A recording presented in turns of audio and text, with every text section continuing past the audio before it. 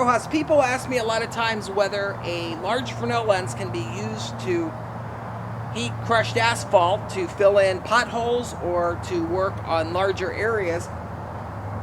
This is a skid steer loader. It has a tipping weight of 1,600 pounds, so it could hold several of these Fresnel lenses, maybe 8-10 foot wide, because they only weigh like 30 or 40 pounds a piece fully framed. You are focusing on a small area. You don't have to go to the optimal focal point because it gets so hot it actually burns the asphalt. So you want to go with the wider focal point. For part of this video, I went all the way in because it just looks cool and it shows you what it can do. You probably don't want to breathe that stuff.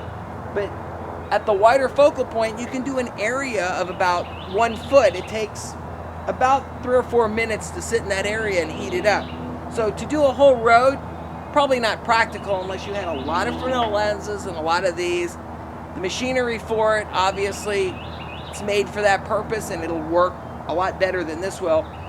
But if you are filling in a pothole and you take some hot asphalt out to a location and it starts to cool down on you, this is a good way to fill that area in. You can set a Fresnel lens over a pothole about maybe 1 foot in diameter, heat it up, and do a pretty good job of getting it to lay nice and flat.